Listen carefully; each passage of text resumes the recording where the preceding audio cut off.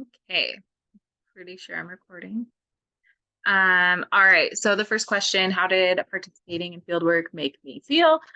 I felt really excited and also overwhelmed with how much there is to learn. I was excited to learn those observational skills, but also in the meantime, when we were being taught those observational skills, I realized how much I don't know. And that was a little overwhelming. And I felt like every question I asked opened up a can of worms. and so, but it was also really cool to see an occupational therapist integrate sensory processing interventions because it's something I'm super interested in. I think it'd be really cool to get certified in it as well. It was really cool to see those theories that we've been learning about in class and we're still talking about, and see it applied to real life situations. So that was really cool to see that application from classroom into real life. That was awesome. Um, and of course, like starting the observational skills. Um, I'm grateful for the skills I learned, but I also know I'm no pro and I have a lot to learn and that's okay. So, second question, what are the key lessons you learned? So, the very first thing that I I thought of when during field work was that every person is unique, regardless of their diagnosis. You can have two people with the same diagnoses, but it's going to look completely different.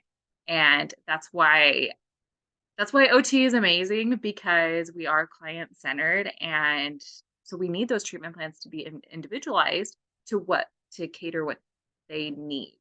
And I just quickly saw that each person has their own strengths and every person is unique. And we need to respect that on the field. And I think it'll help the therapeutic process if we keep that in mind. Are there any specific events or interactions you want to review?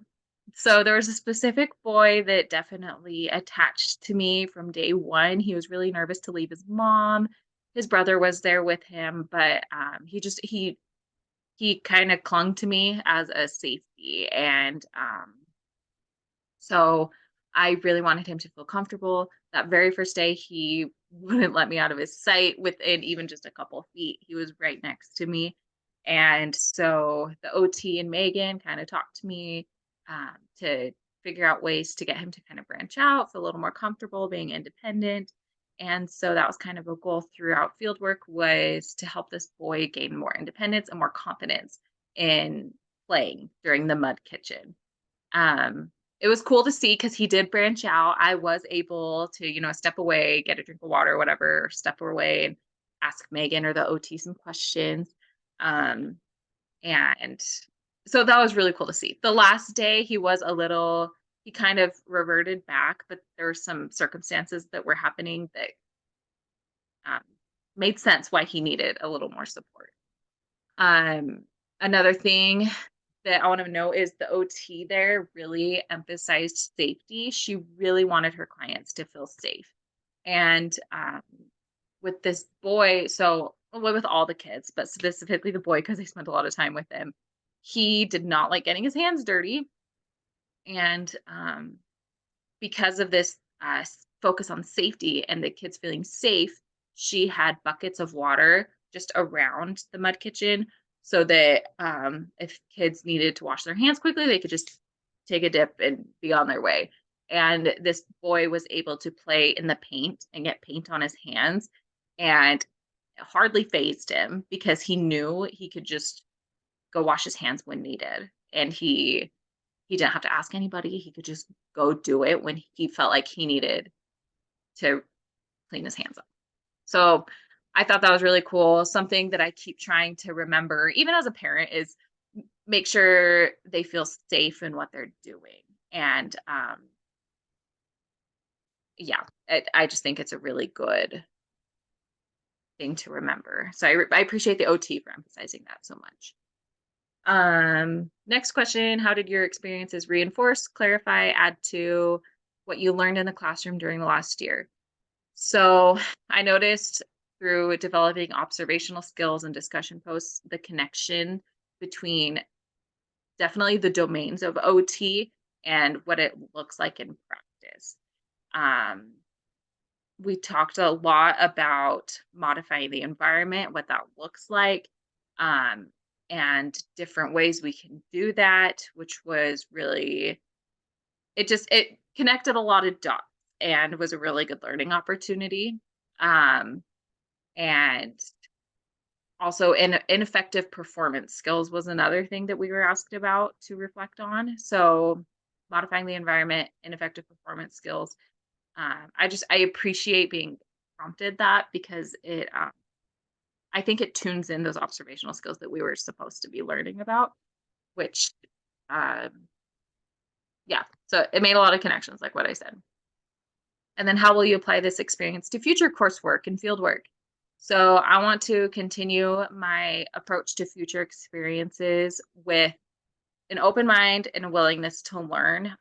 I try my best to keep that in mind that, I don't know very much and we're still definitely learning. And one thing that did make a really big difference during field work was talking about something with either Megan or the OT, asking questions. But I would go home and then do some research for the week and kind of learn more about it, develop some more questions, and then come back with more questions. So it fostered some really good learning opportunities, and it helped with the observational skills, like what I was seeing, and they helped me put it into words and explain what was happening. So open mind, do research on my own time, write down my questions, and that that really helps me. Also, not just asking professors, but also my peers. I'm really appreciative of everybody's comments because everybody's really creative and innovative, and I always hear comments in class that I wouldn't have thought of. So also reaching out to peers, I think, is really helpful.